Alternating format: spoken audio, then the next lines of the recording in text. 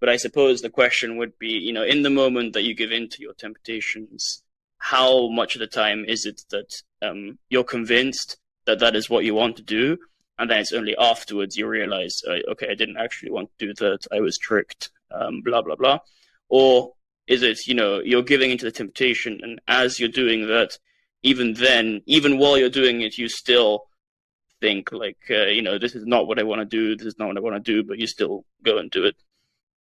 Right. Because the first is obviously a case of the second is a case of accuracy, actually. The first is just kind of being deluded, I suppose. I mean, that's a bit of a harsh word. For those who are unfamiliar with the term akrasia, can you briefly explain? So yeah, it's akrasia is weakness of the will, as I was saying. So it's just the idea that you do things that you kind of don't want to do. That's not the optimal course of action. That aren't good. So I mean, I guess the carrot cake example fits pretty well in here. I mean, the idea is, I know that it's not good for me to eat the carrot cake, but yet I eat it anyway. That's at least seemingly, it's a case of akrasia. I mean, it applies well to moral behavior as well. I know I shouldn't steal this money, but then I do it. All this stuff. I mean, let's say you eat the carrot cake, without thinking about, oh, is it good, without the knowledge of, is it good or bad for me? You enjoy it, and then the second time around, you have you know both that you enjoy it, and that it tastes good, and that it's bad for you. Does the knowledge of the fact that it tastes good have any sway in your deliberation, or is it still a case of akrasia because you know that it's bad for you? Like, could you say that the fact that you know that it tastes good be in some sense a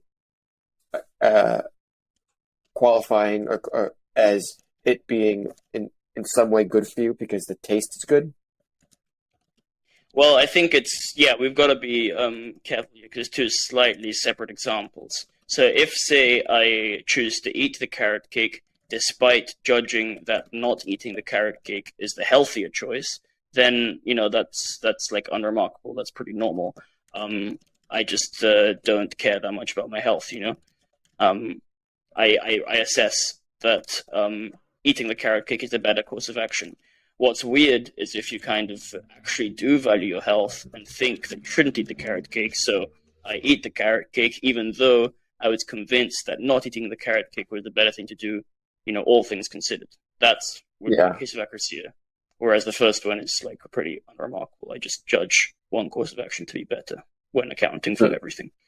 I can choose to take cocaine despite knowing that it's bad for my health, but I think it's the better thing to do, all things considered. That's certainly possible.